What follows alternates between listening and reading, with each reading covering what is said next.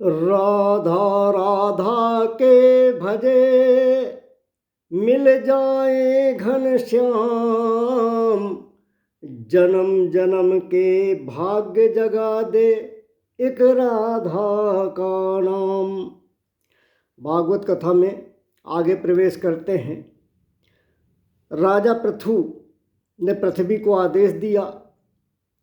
पृथ्वी माता ने अपना दोहन कराया। पृथु महाराज का राज्य धन धान्य से समृद्ध हो गया। प्रजा खुशहाल हो गई। राजा पृथु ने माता धरती को अपनी पुत्री मान लिया, इसलिए उनका नाम पृथ्वी पड़ गया। अब पृथु जी ने ब्रह्मावर्त क्षेत्र में, जहाँ सरस्वती नदी पूर्वमुखी होकर बहती हैं, वहाँ 100 अश्वमेध यज्ञों की दीक्षा लेकर अश्वमेध यज्ञ प्रारंभ किया। इंद्र ने सोचा कि यदि राजा पृथु 100 अश्वमेध यज्ञ करने में सफल रहे तो उनके पुण्य कर्म मेरे कर्मों से ज़्यादा हो जाएंगे और वो इंद्र पद हथिया लेगा, इंद्र बन जाएंगे। अपना इंद्र पद जाने के भय से जिस समय महाराज पृथु ने 99 अश्वमेध यज्ञ पूरे कर लिए और 100वां यज्ञ कर रहे थे, इंद्र ने अपनी रक्षा के लिए कवच रूप से पाखंड रूप धारण किया और चुपचाप यज्ञ का घोड़ा हर ले गया। घोड़ा लेकर आकाश मार्ग से चला जा रहा था इंद्र, तभी भगवान अत्रि की दृष्टि पड़ गई। अत्रि मुनि के कहने पर पृथु के पुत्र ने इंद्र के पीछे दौड़ लगाई और ललकारा, खड़ा रह खड़ा रह। इंद्र सिर पर जटाजूट और शरीर में भस्म लगाए था, पाखंड का रूप धारण किया था, इसलिए पृथु जी के बेटे ने इंद्र को साक्षात धर्म समझकर उन पर बाण नहीं छोड़ा। तब अत्रि ने पुनः कहा कि ये पाखंड के भेष में इंद्र हैं, इन्हें मारकर अश्व लाओ। तब इंद्र वह पाखंड भेष व यज्ञ का घोड़ा छोड़कर भाग गया। अब इंद्र के बेटे ने वह घोड़ा वापस लाकर यज्ञशाला में बांधा। पृथु के बेटे के इस अद्भुत पराक्रम को देखकर महर्षियों ने, संतों ने उसका नाम विजतासु रखा। इसके बाद इंद्र घोर अंधकार फैलाकर उसी अंधेरे में छिपकर यज्ञ के घोड़े को दोबारा जंजीर समेत ले गए। तब अत्रि मुनि ने फिर से पृथु के पुत्र विजतासु को बताया। विजतासु ने जैसे ही धनुष में बाण चढ़ाया, देवराज उस भेष को भी और घोड़े को छोड़कर अंतर्धान हो गए। विजतासु घोड़ा लेकर पुनः यज्ञशाला लौटे। अब मैत्रेय मुनि विदुर जी से कहते हैं कि इंद्र के पाखंड रूप धारण करने के कारण और इस पाखंड युक्त घटना से ही इस पृथ्वी पर पाखंड की परंपरा शुरू हुई। पापस्य खंडः इति पाखंडः, जो पाप का एक भाग होता है, पाप का एक खंड होता है, वही पाखंड कहलाता है।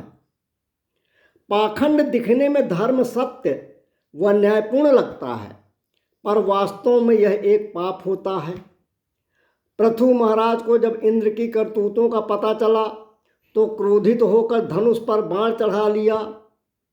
यज्ञ करा रहे ब्राह्मणों ने, ऋषियों ने कहा, महाराज क्रोध न करें, यज्ञ का व्रत लेने वाले को किसी का वध करना अनुचित होता है। पृथु महाराज ने कहा, तब क्या करें, इंद्र का क्या उपाय है?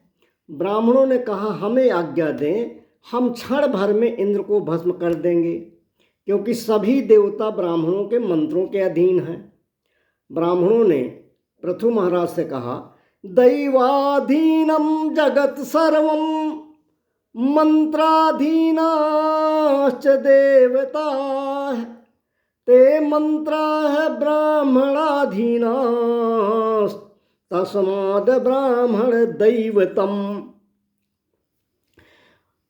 ब्राह्मणों ने कहा कि देवताओं के अधीन पूरा जगत है, पूरा विश्व है, देवता मंत्रों के अधीन है और वे मंत्र ब्राह्मणों के अधीन हैं, इसलिए ब्राह्मण सभी के देवता हैं, ब्राह्मण पृथ्वी के देवता हैं।